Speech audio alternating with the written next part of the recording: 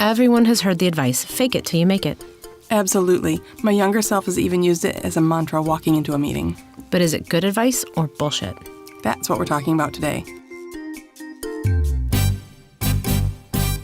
The Speakeasy Podcast. Honest conversations about leadership and sanity in the creative industry. I'm Karen Steffel. And I'm Jen Estel. Managing creativity in business, we probably have an opinion on that. No prohibitions. Clearly, we have cocktails.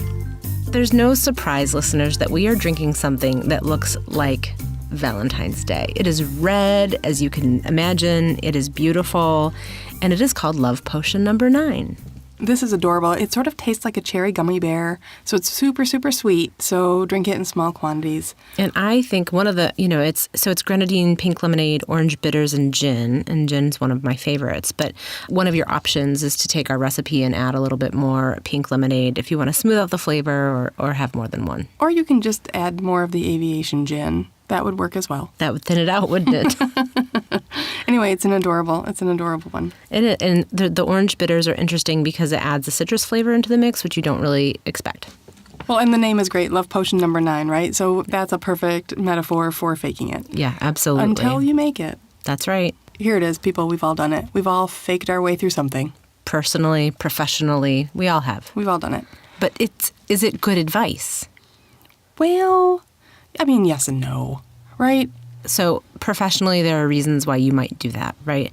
So are you building a skill and you're using it as repetition to build that skill? Or are you facing your fears? So you're setting a lofty goal and you're kind of faking it for confidence to get yourself to that goal.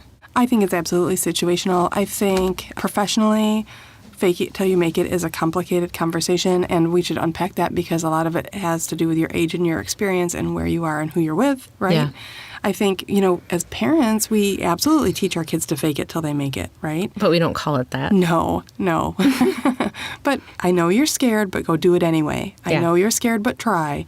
So that, in essence, is telling them to fake it till you make it. Right, but what we're trying to do in those situations is teach them perseverance, to keep going, or courage, right? To keep going even in the face of fear or even in the face of doubt or frustration. So faking it when you're trying to build your confidence or build your courage is maybe a good thing? Yeah, so I guess that's a really, really interesting question, though, Jen, because when is it, as an adult, we're teaching our kids perseverance or something of the like, but that's not what we're calling it once we're adults. What's that about? So maybe we give our children more grace and ability to learn than we give ourselves. That could be part of that. Absolutely. So if you're faking it till you make it, whether it's personally or professionally, I think sometimes you're faking your confidence to get through something, or at least that's been my experience. So can you turn confidence into competence? Yes, I think so. It takes some time. I mean, I'll be honest, when I was very new in my career, I faked it a whole bunch. I would absolutely say I could do something that I had no idea how to do. Yeah. I would act like I knew something in a meeting rather than ask a question. But I think all that comes from your lack of confidence, right?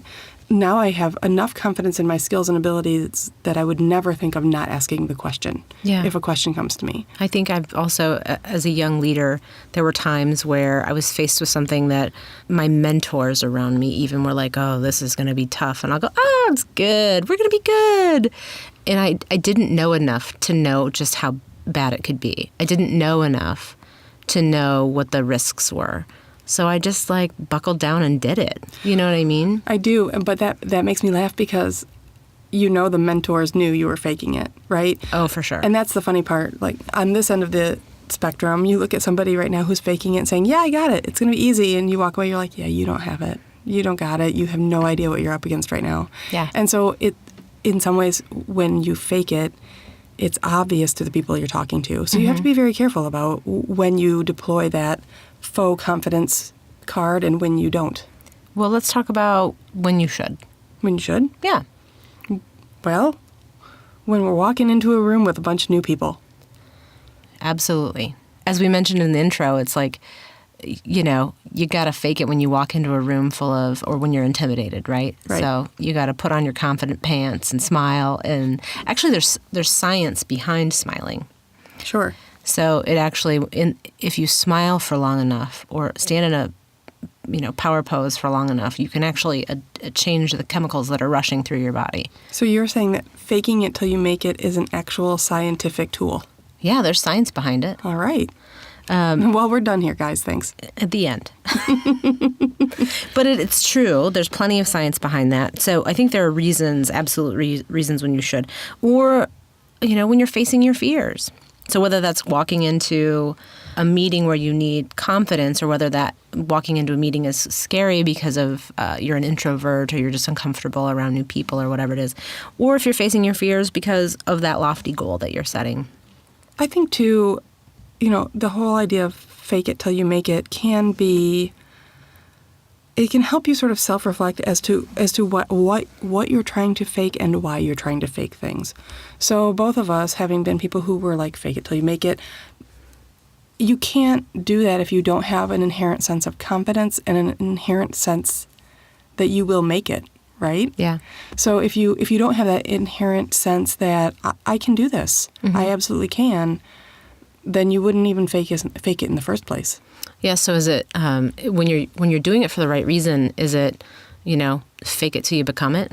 Maybe. You have a vision. You can kind of imagine yourself out there in the future being a different version of yourself, and you just keep on repeating the thing that you need to get good at until you get there. That's just visualization, right? You told me a story once about your stylist giving you like a wake-up call. Oh, yeah, sure. We were talking about this, the whole idea of fake it till you make it, and that's I say I've absolutely done this before. I mean, I am not alone in the fact that I started a small business and called myself creative director of who? My cats? I mean, it was my spare bedroom with my cats. So creative director is a funny title in that regard because you're not directing anyone. Yeah. And we've run across companies where there's a company of one and somebody calls themselves a CEO. Yeah. I mean, clearly that's a fake it till you make it situation. Yeah. And I didn't understand that or realize that until, as that creative director, newly self-branded, my stylist said, well, I mean, you haven't really built a company, you've built yourself a job. And that really took me aback, and I was offended for a moment until I realized he was absolutely right. Yep. And he was a small business owner with 40 employees running a whole salon. So his perception of what it takes to run a business, and me, quote unquote, running a business out of my spare room in the first couple of years, not even comparable. Just not. But that process of faking it till you make it, or faking it until you become it, look, you are, in fact, that's true, a creative director where you're directing teams of people and cultivating growth and talent and taking care of clients and making a difference. Right. So I think sometimes there are reasons why you should, right? Yes. And there are reasons why you shouldn't. Absolutely. I think, if we were superheroes, there would be using your powers for good versus using your powers for evil. And I feel like it kind of falls into that camp. So if you're going to fake it until you make it, and you're using that for evil, then you suck. That's one of the reasons why you should not do that. Use your scruples, don't be a dick. Yeah, I just feel like, if you're an imposter or if you're lying about who you are or what's available, and, you and I have talked a lot about this, and I'm not afraid to unpack it. It's just like when businesses or sometimes freelancers just say yes to everything and they pretend like they actually can deliver on something, and you're misleading a client, and there's, a significant chance you can't deliver. That kind of fake it till you make it is risky. And dishonest. And you're not being authentic to who you are, right?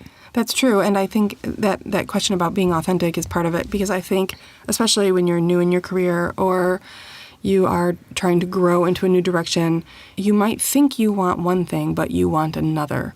So if you're telling somebody, yeah, I can do that, just because you're desperate to have billing or get some exposure, but not because it's what you really want to do, then you really need to think back to why you said yes. And so a little self-reflection as to why you would fake it and what the reasons are behind it might lead you to having to fake it less. Yeah. Well, I think, too, another situation that I've seen is, earlier you were saying, people who are your mentors know when you're faking it, or people who are more seasoned than you maybe know when somebody who is more green is faking it.